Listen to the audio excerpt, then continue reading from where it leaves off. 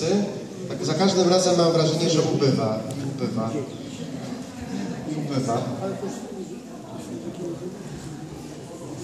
Please come for the second session of our conference. The next presentation, Key Factors for Profitability in Ecotourism, by Jeppe Klockareson. Is it me? Yes. I'm ready to go? You're very welcome. Okay, welcome back everyone from lunch. How was lunch? It was good?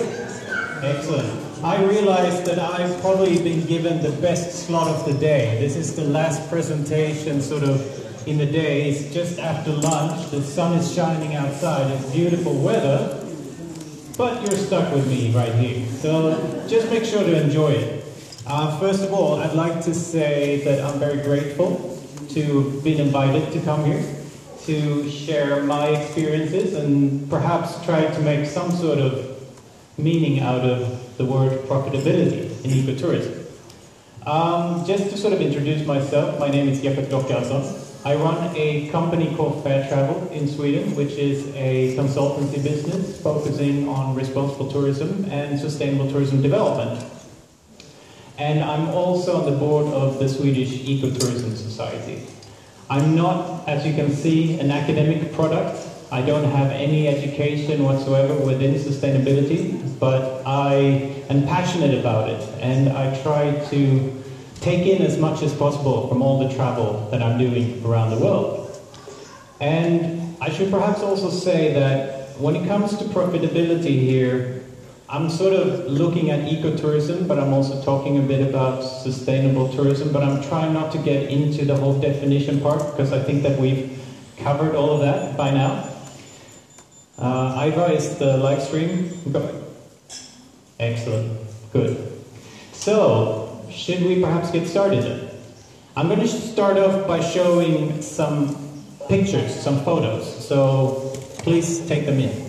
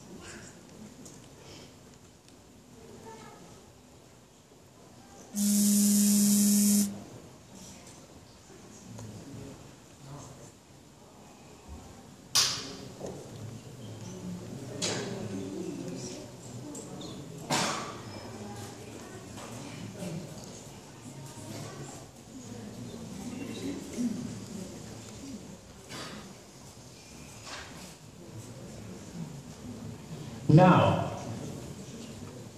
why do you think that I've shown all of these photos? Is it because I wanted to sort of brag where I've been around the world?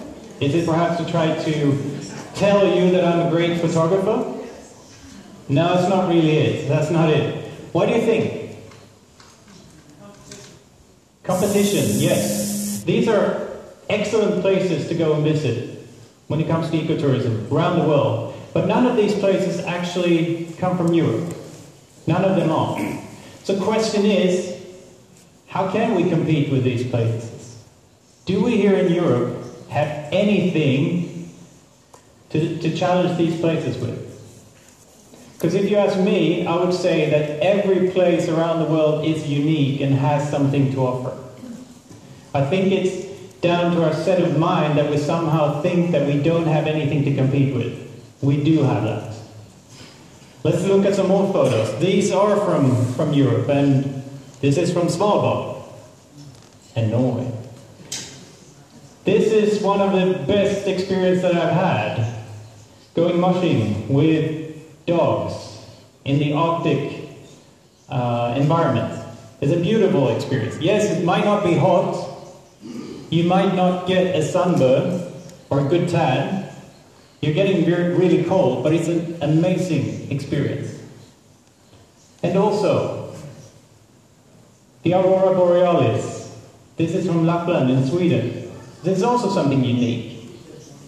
Something to compete with, to attract your tourists with. And this photo, is this appealing to you?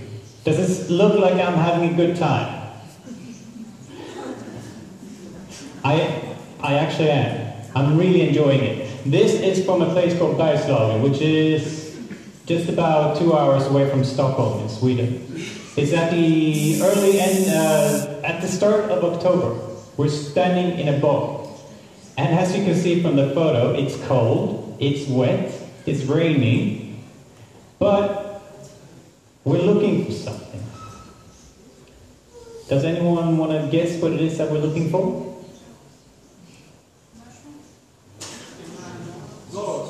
Moose? Not moose in this instance, no, but it could be. Not that either. Love. What was that? Love. That could be it, but it wasn't. No, we're looking for the wolf. And you can see there is a guy standing just behind me, because I was asking myself, and you're probably asking yourself when you see this photo, would someone pay to do this? Is this something to actually do? The guy standing just behind me, he's from New Zealand. He's traveled all the way around the world just to do this, to get a glimpse of the wolf. In the end, unfortunately, we never did get to see the wolf, but we could have. And we were standing around there for about an hour and a half, just trying to get a glimpse of the wolf. So yes, we might not have the tigers, we don't have the elephants or the lions or whatever it might be, but we do have wolves. You have that here in Poland as well. And like looking at it from a Swedish perspective, we do have the wolf. And while we're standing around looking for wolves, we also can experience this, the beautiful scenery. And if you're lucky, or unlucky, it depends on how you look upon it, you can get to meet this guy as well, the brown bear. And while you're in the forest as well, you can pick the berries, the blueberries, the wild strawberries, the raspberries, the lingonberries. To that, I mean, to be able to actually pick something out of nature and eat it is really exotic for a lot of people. You can get questions, what? You mean that you're able to eat that? Yes, that is unique. You just gotta rethink it. Don't look upon it from your perspective, because sometimes you just need to change your perspective of it. This place here is not Stonehenge. It's not from Easter Island. This is a place called Älvstones, which is, I come from the very south coast of Sweden, in a place called Ystad, and just a few kilometers outside of Ystad is this place, Älvstones, which is perfectly perched on a cliff overlooking the ocean. No one actually knows what this place is really all about. So you imagine the storytelling you can make out of this, because storytelling is such an integral part as well in the tourism experience.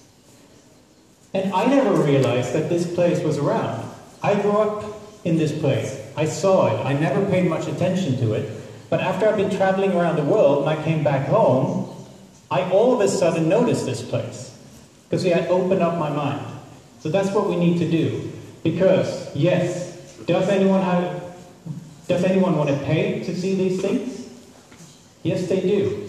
I just want to show a video clip.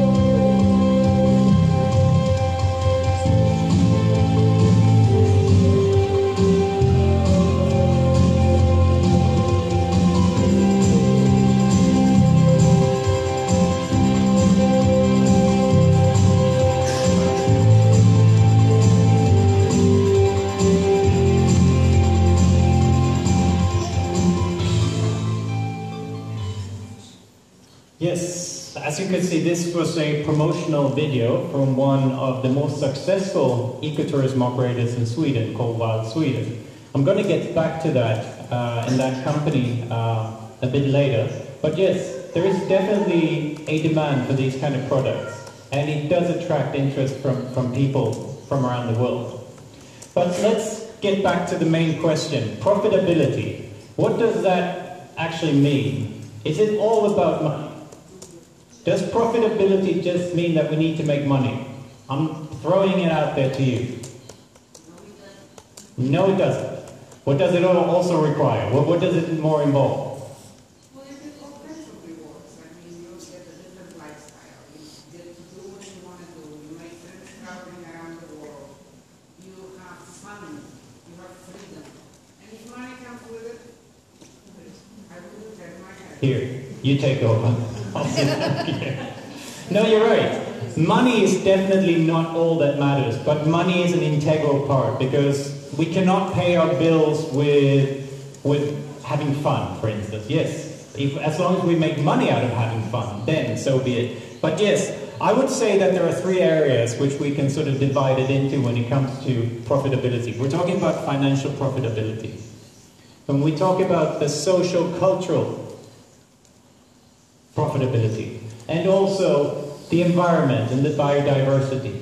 Like these three things together is what we can sort of identify as profitability.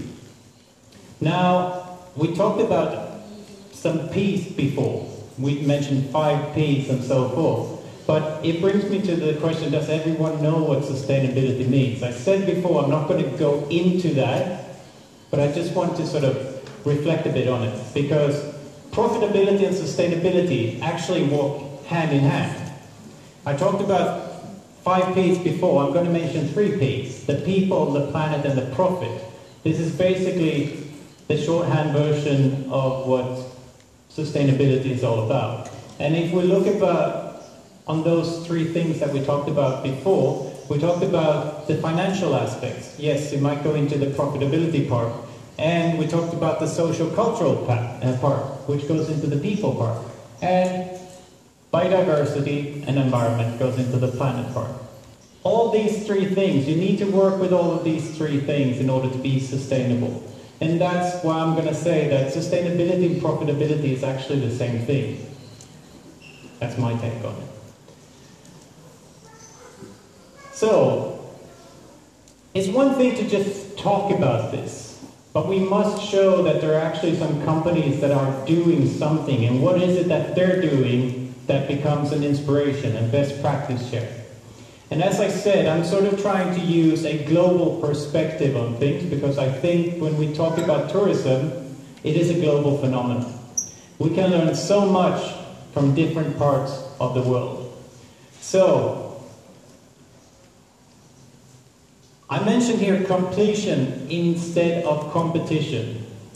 And some of the speakers before me talked about this as well, that we shouldn't compete. We should try to find ways to actually cooperate with each other, to complete each other instead.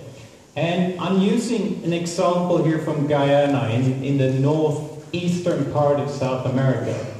There is a lodge which is called Sarama Eco Lodge, which is run by the indigenous Amerindian culture community. What they've done there, and you must bear this in mind, Guyana as a tourism destination claims to have about 2,500 tourists per year. 2,500 tourists per year. So it makes sense not to put everything into tourism.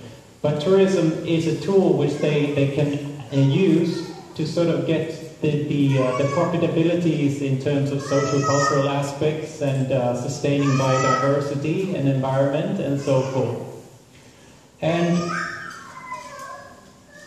I guess someone's not agreeing with us here.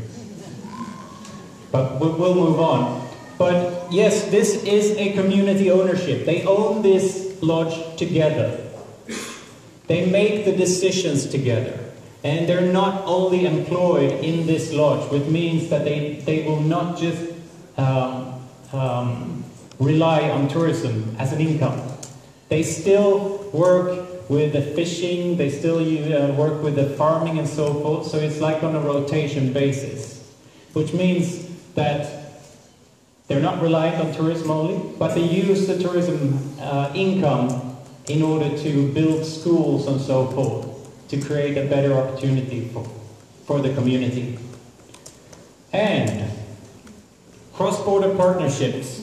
There is a thing called the Green Circuit, which I know that some of us here know about, which is kind of a unique phenomenon, because this was actually a network of companies coming together that were competing with each other, but then they decided, hey, let's go together to become bigger and stronger and better. We can share the experiences, we can share our passion and our knowledge together, and we can also, by going up together, we can approach larger players and therefore also offering a wider product range. So it's also about finding these partnerships, and it doesn't have to be cross-border, in between countries. It can also be between regions or in between countries and so forth. So this is another one. And let your customers be your ambassadors. We talked about that, about creating something that you bring with you through your heart. There is a eco-lodge, the Guarani Eco-Lodge in Ecuador, which is run by the Guarani Indians. And the Guarani Indians were probably one of the last civilizations that came in touch with the Western world. And they've gone through some real hardships with the oil companies coming into the area to explore for oil. And it has cost them some tremendous loss in terms of both life but also nature. So with the Guarani Eco-Lodge and the experience you get there, they teach you about life in the Amazon rainforest. They showcase how they survive. But you also, without them telling you directly, you see the effects of the oil companies having on these communities. And when you leave, you realize that all of a sudden you become an ambassador for the Guarani people. And it doesn't have to be the Guarani people. It could be for the wolf, it could be for the elephant, it could be for the rhino, and so forth. So it's about creating ambassadors and using that momentum from your clients as well. And reconnect people with nature. We mentioned it before. Hannah talked about it as well, that we're losing touch. We see ourselves as separate from nature. We aren't. We're part of nature. But we're losing that connection more and more. So there is an opportunity to reconnect people with nature. There is a company in South Africa called Eco-Training. And this is what they brought up upon themselves. That was their task and that was their goal. That they grew out of when apartheid fell in South Africa in 1994, they saw a need because all of a sudden nature was open for anyone. So they saw that here is an opportunity for us to step in and to make sure that we make sure that all the information that is passed on to clients is the correct information. It's also about raising the awareness and knowledge and status of the guide. I don't know about you guys, but in Sweden we don't really have a strong position for guides, like nature guides. There's not really such a thing. It's something that anyone can do. These guys established this in southern Africa. It is now spread to eastern Africa, it's spread to Australia as well. But their core purpose is to reconnect people with nature, to make you understand, so you can spend days out in the bush and see your part in nature. You're just a part of it. And let's move away from the global world. Let's go back to Sweden and look at some inspirational examples. There's a destination called Sigtuna. Has anyone been to Sigtuna? We have two people of the crowd. This is the oldest city in Sweden. And what they've accomplished here is phenomenal, because they've actually put all competition aside for the sake of sustainability, where they together, both the government and the businesses, come together to make the strategy on how to work with sustainability. So they put competition aside for the sake of a sustainable future.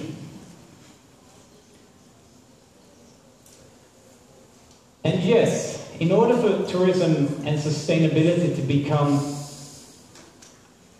a success story, it would require participation of the decision makers, of the government and so forth. I don't know if we have any of those around. I heard a story that they left early, and that's normally the case. So if they don't understand it themselves, that they need to embrace tourism for the potential that it is, then you can use it as a tool to influence them back.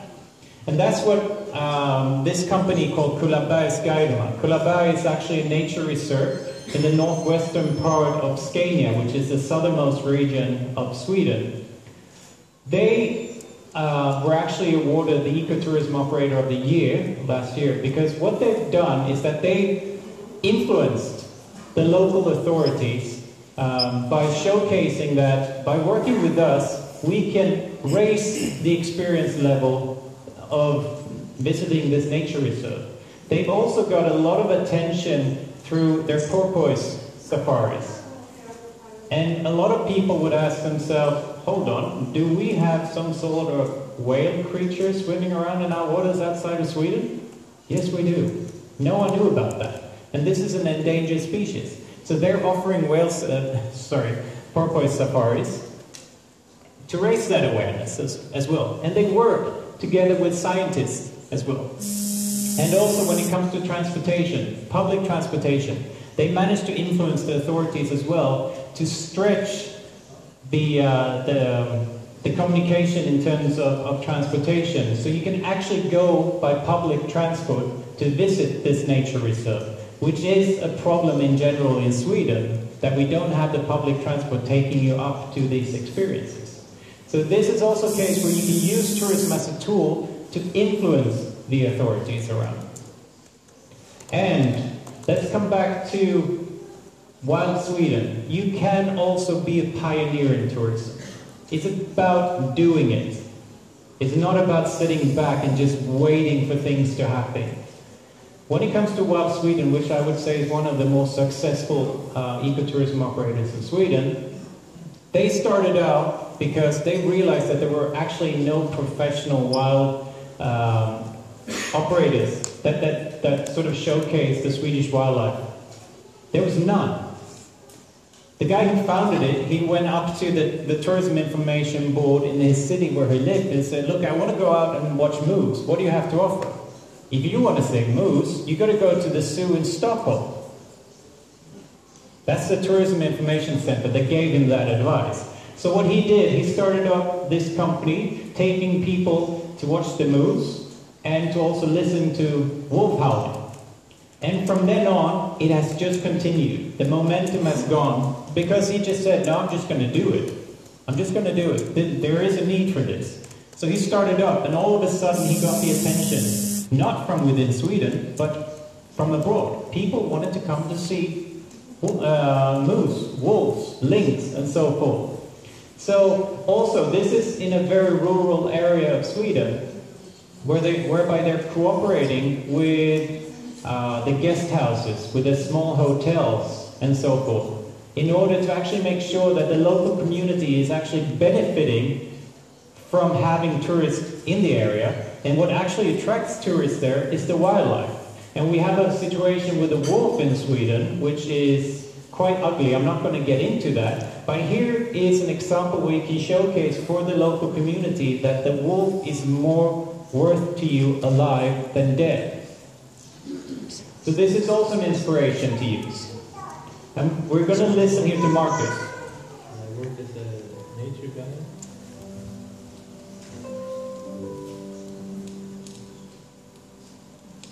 I've been doing that for 11 years. I've seen quite a lot of people more on the road. I counted, in the beginning I was counting how many moose I can see, how many deer I can see, wolves I can see. And there you can see now I cannot keep track anymore. But I'm still, now I'm more interested actually in people who are coming. Because I'm not really out there to just see the wildlife. Because if you just want to see the wildlife, you want to see the zoo. When I was a kid, everyone skied, everyone has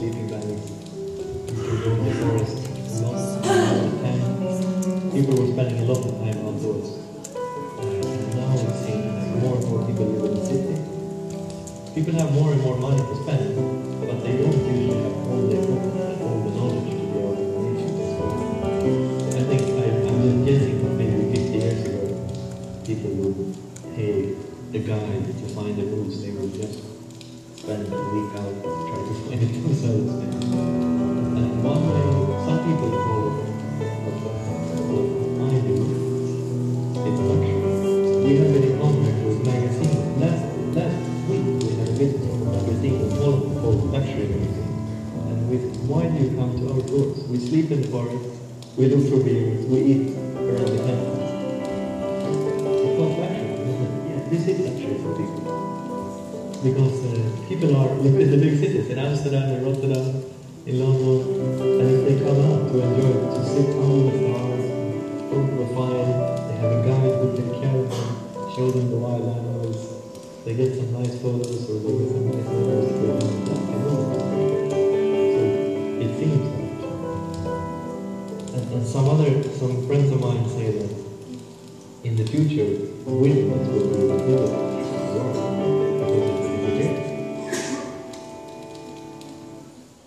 Okay, I understand that it was hard to make out what it is that he said, but basically what he's saying, what he finishes off with here is saying that we're losing connection with nature, and we want to reconnect with nature, but we've lost track on how to do it.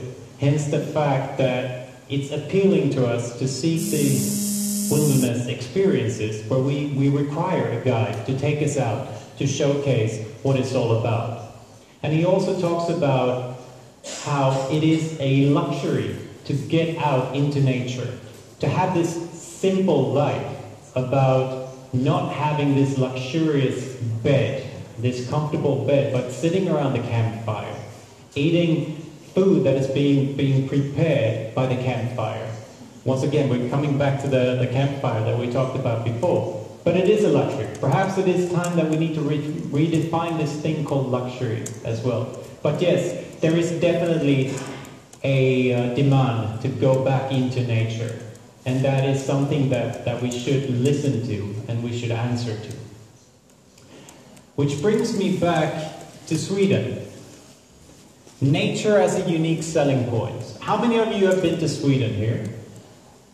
A few. Why did you go to Sweden? Skiing, nature, culture. What's that? Education. All right. I thought you said IKEA or something like that. There was a recent survey done in Sweden saying that 95% of the people coming to Sweden came because of the beautiful untouched nature. And 95% of the tourists do believe that Sweden is one of the countries within the European Union that are front runners when it comes to nature protection. That is not true. In fact, the target set for 2020, with the amount of protected areas that we're supposed to reach, we're only halfway there. So we can do so much more when it comes to this. Which is kind of interesting because you have the tourists saying this, and everything else points in the other direction, that we can actually do so much better, but it's sort of like we live on a false reputation.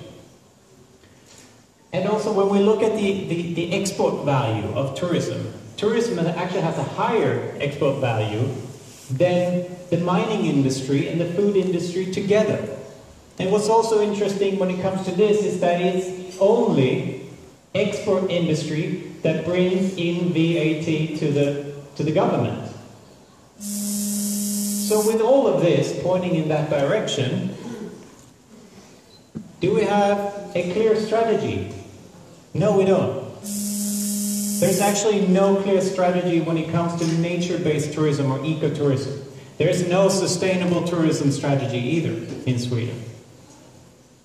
So it seems like the story retells itself, that we do have this situation, because everything is pointing in that direction. But still, we stick to the old industries of forestry, mining and so forth, that is growing less and less profitable and also leaves deep scars in our nature.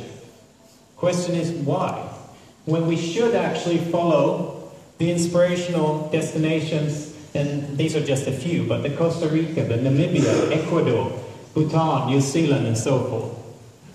These are the destinations we should aspire for. Now we are trying to convince the authorities and the government that we need to identify nature tourism for the resource that it is. But it's tough work, but we are not giving up. So that's something that we're trying to do within the Swedish Ecotourism Society as well. But it's interesting because I think a lot of destinations can showcase this. But still, not a lot is happening. And yes, there are many more opportunities missed. Does anyone here know about Lake Hornborga? Or Hornborgasjön, as we do say in Sweden. Aiva, you know everything. Yes. Do we have any birders here? Someone who's fanatical about birds? No? Birds. Well, this place do experience something once a year, and it's the common crane, because we do get as many as 26,500 common cranes stopping in this place on their way to their breeding grounds. This is a big phenomenon because it attracts a lot of tourists, birders especially, coming to this place. And one say that about 150,000 visitors come to this place for a 4-week period and brings in as much as 6 million euros in the local economy. But at the same time, very few of them spend the night. But the tourists do say that should there have been the infrastructure and the activities, they would have stayed longer. But yet no one is capitalizing on this. There's a big opportunity, but no one is actually doing something. So here is also a situation where the authorities, together with private entrepreneurs and businesses, could have developed something in terms of ecotourism. But it's not there. So I'm just throwing it out there. If any one of you want to sort of explore it further, go right ahead. It's an opportunity. So, to sort of try to summarize this a bit, yes, be the entrepreneurial pioneer in ecotourism, because you can get a lot of attention from it. It's about doing. And as I said before, reconnect people with nature. We want and we need to reconnect with nature. We need to understand our position with nature. And that's also an opportunity. There is a growing demand for this. Cooperate and collaborate instead of compete with each other. Try to complete each other. Work together. And find those partnerships. It doesn't have to be cross-border. But find the partnerships. Seek advice from each other, help each other out. Because when we look about tourism, tourism is a global thing. I'm sure when I say that competition in Poland will not come from Lithuania or Germany or Sweden and so forth. Yes, there is competition, of course, but with this global phenomenon of tourism, we're actually competing as a region with other regions, Africa, South America, Central America, North America, and so forth. Of course, political leadership is required. It's definitely beneficial in order to ensure a control, of course, but also the long-term strategic development of a place. And if you can't get them on board, or if they aren't on board, make sure to use tourism as a tool to influence them, to make them understand that, hey, this is something that we need to do. Constantly challenge them. And maintain a high quality level to obtain the guest satisfaction. Quality before quantity.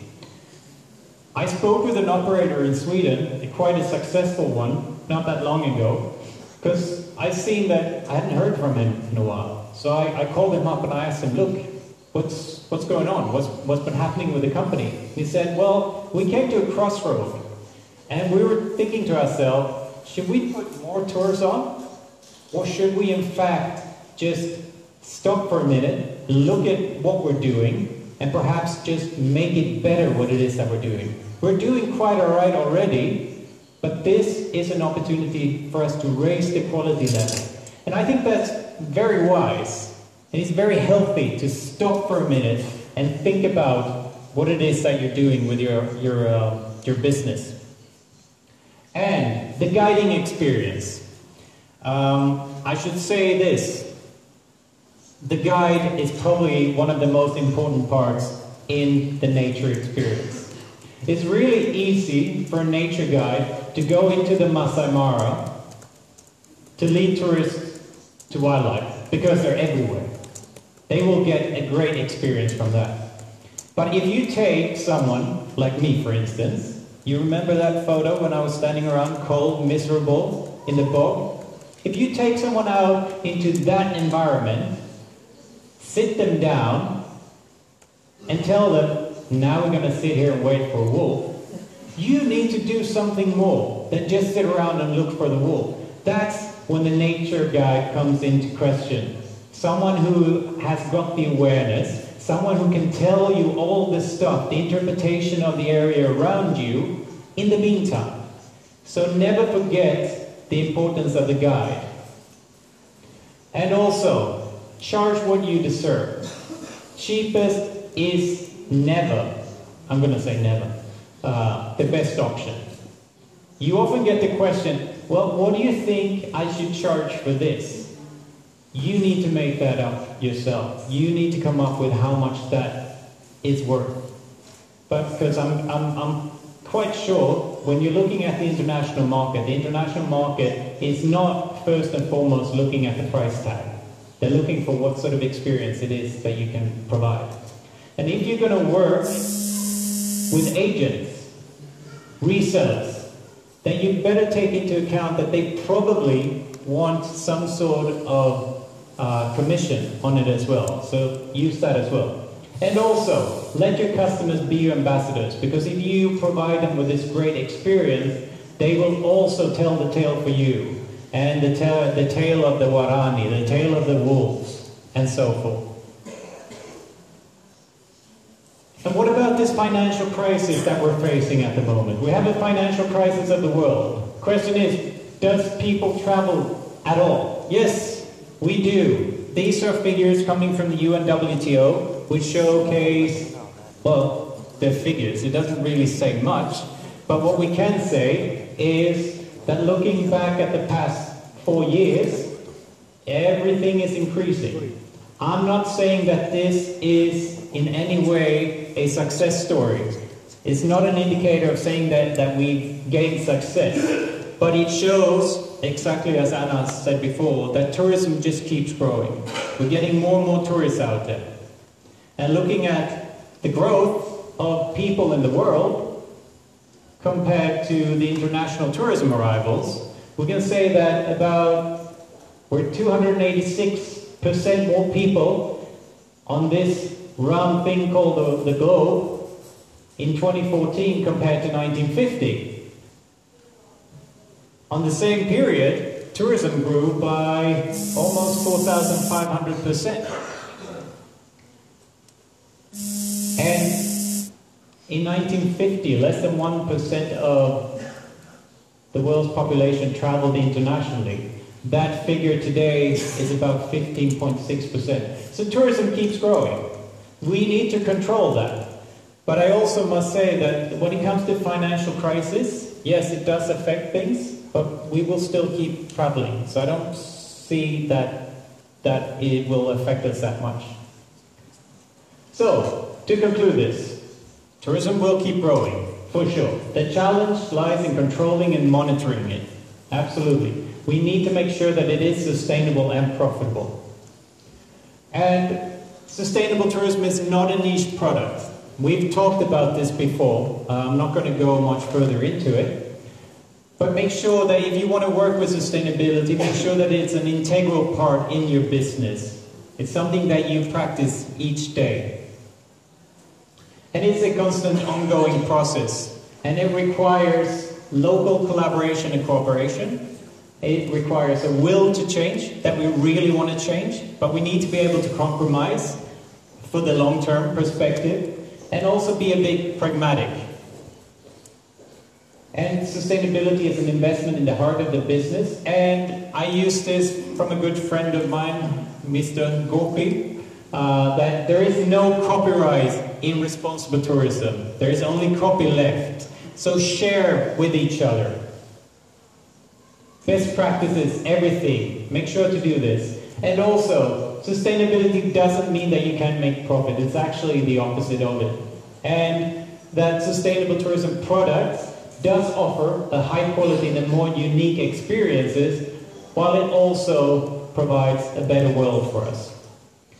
Not for us, but also our children and the future generations. So, I just want to show this video as well. I hope the sound is a bit better.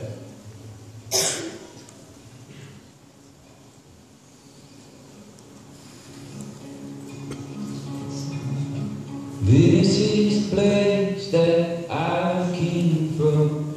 Walk down the street where everyone's waiting. What is Oregon? What is our Oregon story? What is your community story? My story is about the building that I'm living in right now. This cabin hay ranch. This is my story. And I get the incredible pleasure of getting to share that story with visitors from around the world. I get tired and walk out my front door and look at 360 degrees and inspiring. I think a lot of young people would like to live here, come and raise their families and be here, but there's not a lot of options. We ranching was the big industry that made people around from the street. We witnessed how the populations were dropping here, and primarily because there's really nothing for these kids to do once they graduate high school. There's really no challenging jobs that are available to them, and we lose most of them. We have a unique area here. It's on the map, and it's well traveled, but it's not well known. John Day is this very long river. You have these communities that are almost 100 river miles apart, but we feel like we're one big community along the river. The John Day River is our most valuable resource here.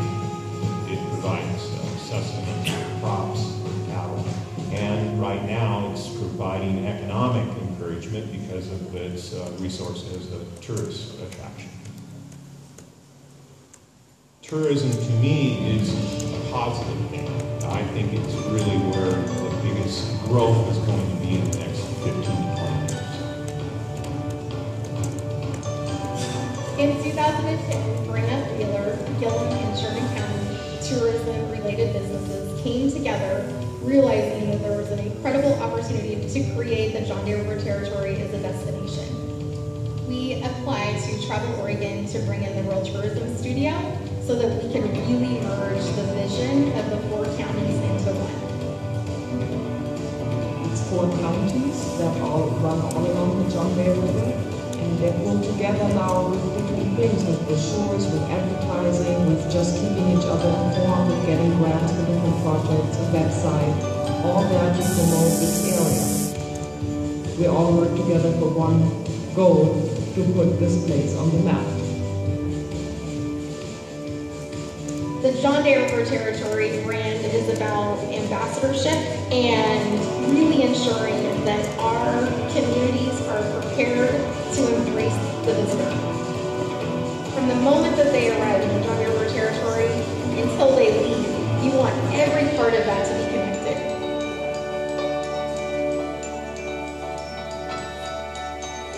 In February of 2013, Wilson Ranches Retreat was contacted to see if we would be interested in serving as Oregon's first tough mudder venue. We knew without hesitation that the economic impact for the John Deere River Territory would be absolutely phenomenal, because they're showcasing Eastern Oregon. You're able to invite these incredible individuals into your communities for an event weekend, knowing that if they have an amazing experience, experience, they're going to want to return with their big points. Tough Mudder is a 10 to 12 mile obstacle course that was developed by the British Social Forces. The obstacles were from difficult to painful to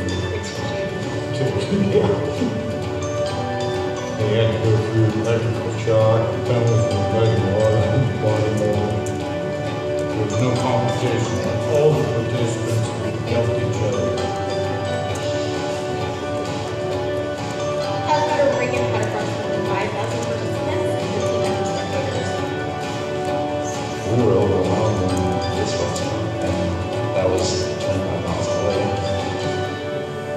Before this effort, everybody was on their own page.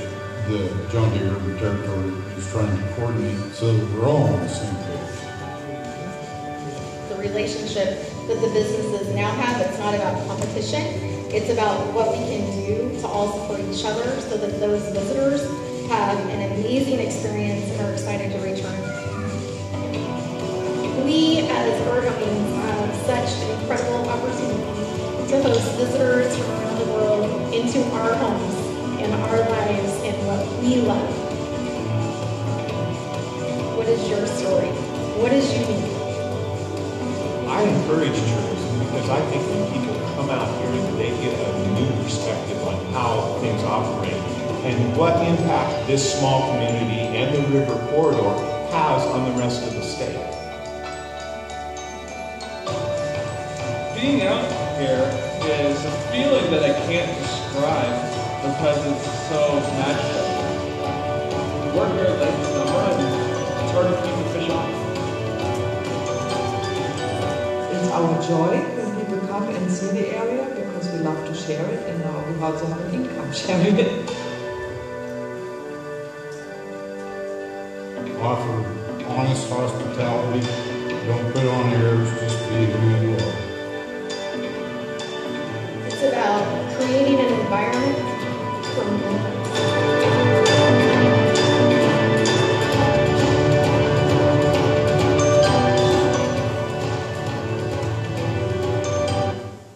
All right, I just wanted to finish off with that short clip from Oregon because I think that it sort of touches on what it is that I'm sort of trying to communicate here, that a lot of it comes down to the collaboration and cooperation to get everyone together in an informed participation to sort of lead the way forward, that everyone is sort of moving in that direction as well.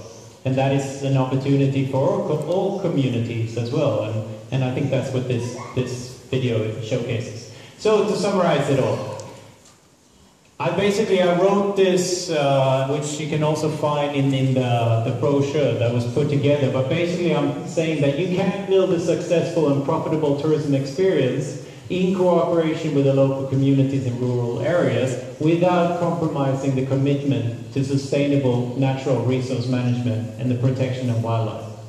Not only will it provide financial income, but also profits in the shape of sustaining the communities, conserving culture and nature while mitigating environmental effects. With commitment, curiosity, openness, and a willingness for change, can we accomplish a positive paradigm shift for the benefit of the global tourism. That's basically what I have here today. And I would like to just finish off with a quote from Benjamin Franklin, because I think that tells it all. Tell me and I forget, teach me and I remember, involve me and I understand. So thank you for me, and if there are any questions, now's the time to ask them.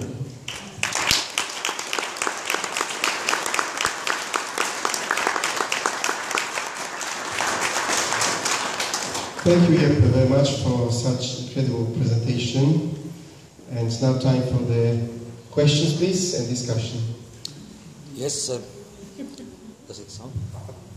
There is a question from where is it?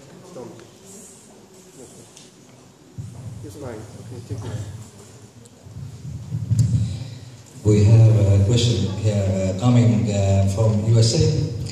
Some follower from our live stream, and the question is, the person is called Mother.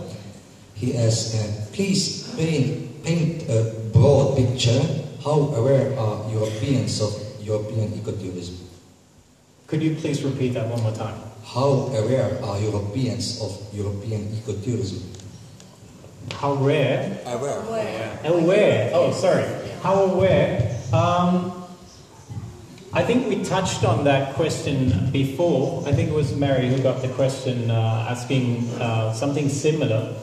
I think there's definitely a movement. We're going in that direction. I think that's sort of the picture that I'm trying to paint here as well, that we do see a change where ecotourism is getting more and more in demand.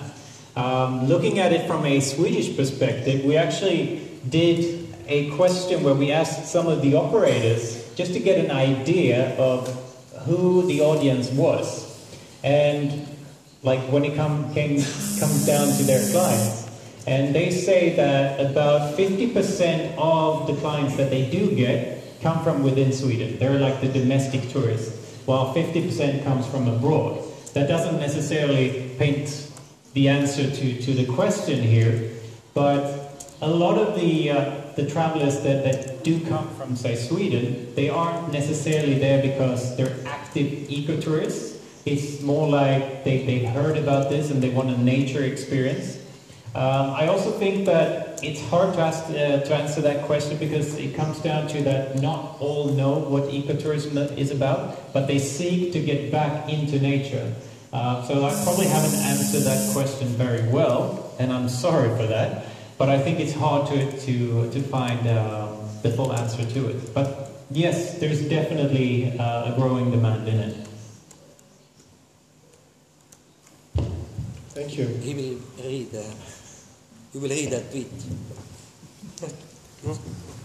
Who's next? Dzień dobry, Jolanta Kamieniecka.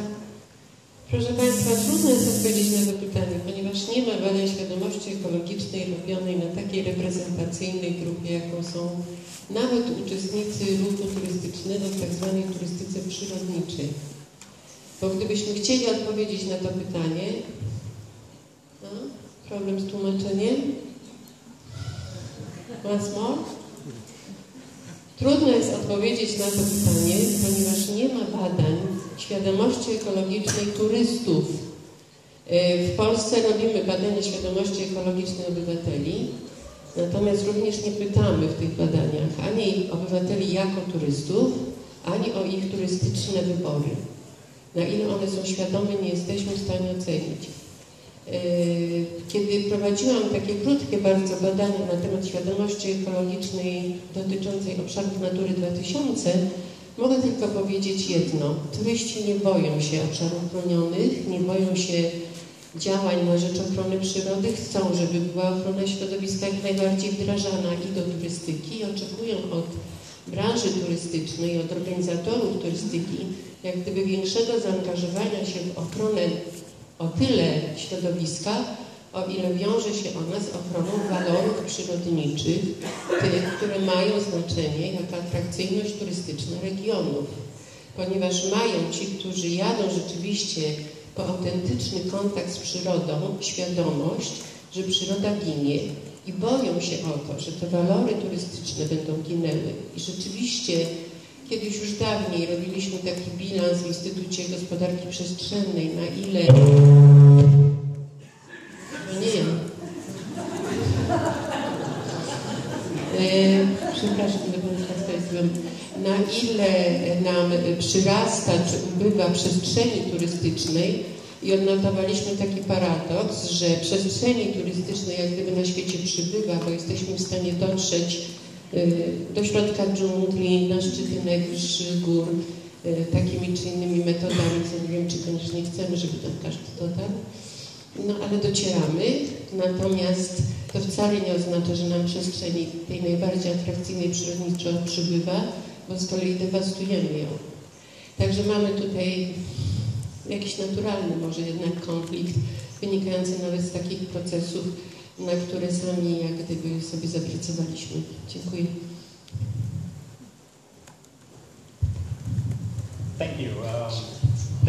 question per se. It was more like a statement. But yes, no, I agree.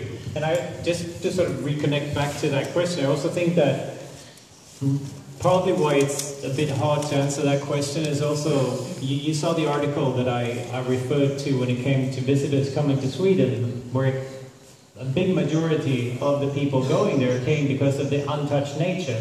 That doesn't necessarily that they come there because they seek the ecotourism experience, but nature is definitely something that attracts them. Thank you. Yes. Czy w grupie tych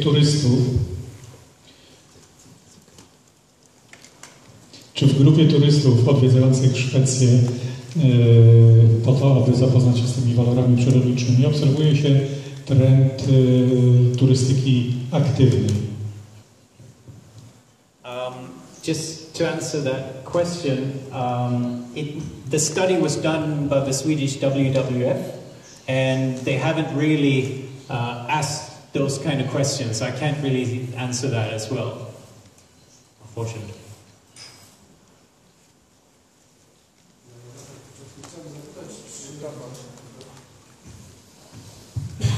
Rafał Kurczewski. Chciałbym zapytać, czy mówił Pan o tych wyprawach w Szwecji, widzieliśmy wilki, niedźwiedzie, mówił Pan o rysiach, głuszce.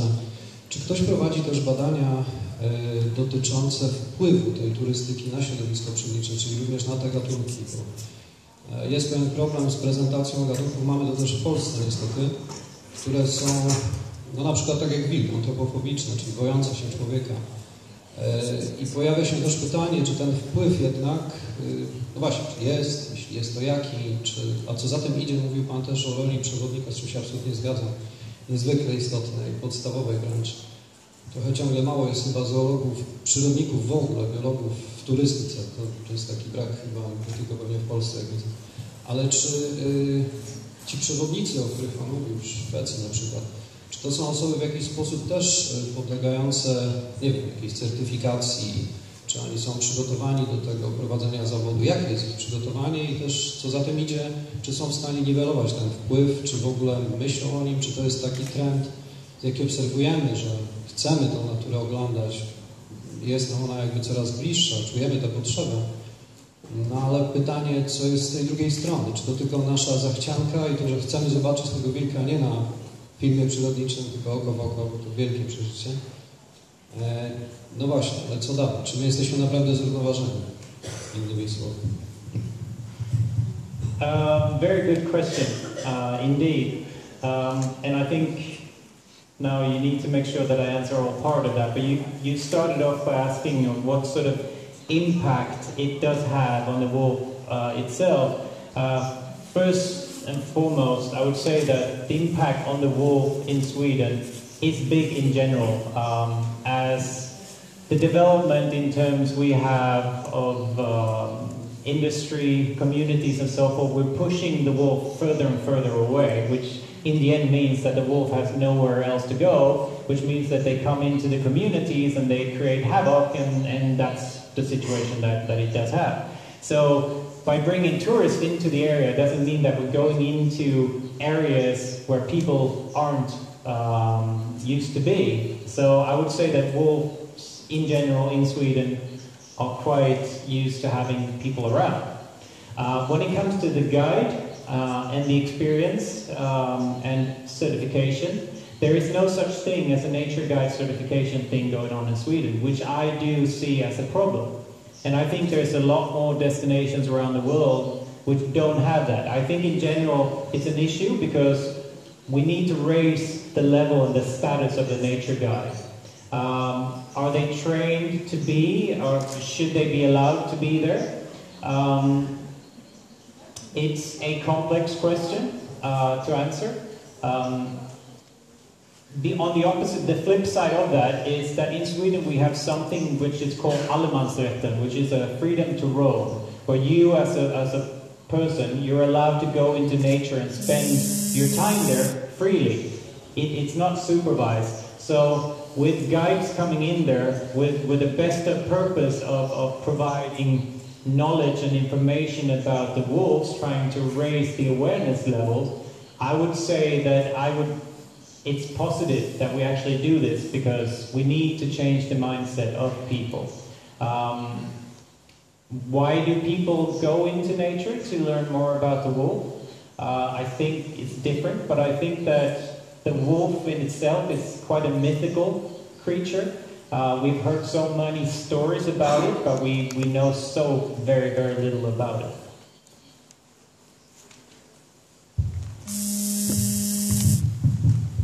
Hello, Jeppe. Thank you very much for interesting and cool presentation. And again, before I met you, I would think the Swedish government doing better job in saving nature and doing and preparing some good strategy for sustainable tourism. But you changed my mind to some extent. So I mean, now I have to go do more research. Anyway, recently we have been talking about a lot about this creative tourism, sharing economy, and being innovative in sustainable tourism.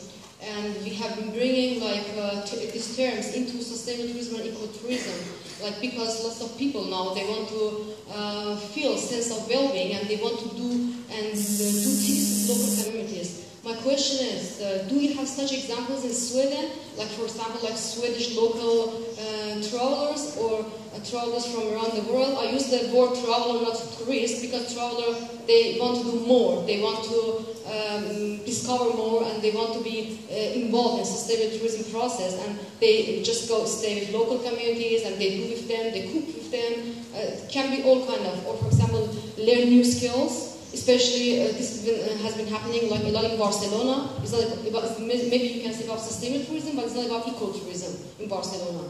So I know a few people they're working in Barcelona tourism, and there's a lot of creative tourism happening. Is it this the case also for Sweden? I would like to. I mean, I think it's a very new subject, and most of the participants here would like to hear about your experience and your country. Thank you. This is from a consumer perspective, right? That's what you mean, that consumers come together and they want to experience new things, is it?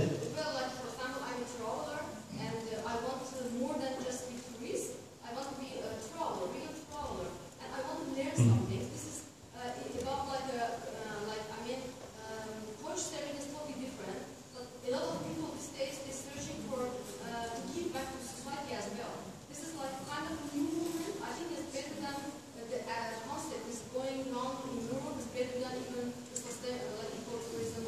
So they want to do some things, they want to learn some things with the back home, and they want to be part of the local community. And I want to see if we can promote this into sustainable tourism, into ecotourism in Europe. Yeah. And because you are one pioneers, so maybe you have some ideas about it. Yeah. No. In a short answer, there's very little of that going on in Sweden, and I don't really have all the experience from it. But something that I would like to mention on this, which I think is a very cool thing to do, is it's actually something that tourism in Skåne, which is the southernmost region of Sweden, they started a program, and I don't know this by heart, so I'm going to have to say that there might actually be some faults in what I'm saying, but they started up a program where you could actually, as a tourist, go into a local family and have dinner with them. It was like a tourism product. So you actually bought that whole experience, and you went to their place, you sat down at the dinner table, you had dinner with them, learning about what it is that you're eating, and learning about the culture, learning about everyday things and such. Okay, I'm afraid we need to just. I'm afraid we need to close the discussion now. It's very interesting. We can continue later on. We also have the discussion panels after coffee break, and Jeppe also will be fast till Wednesday morning, so you can ask a lot of questions. And tonight we have also the garden party, so a lot of questions, a lot of discussions we can have. Now we have the coffee break, yes, and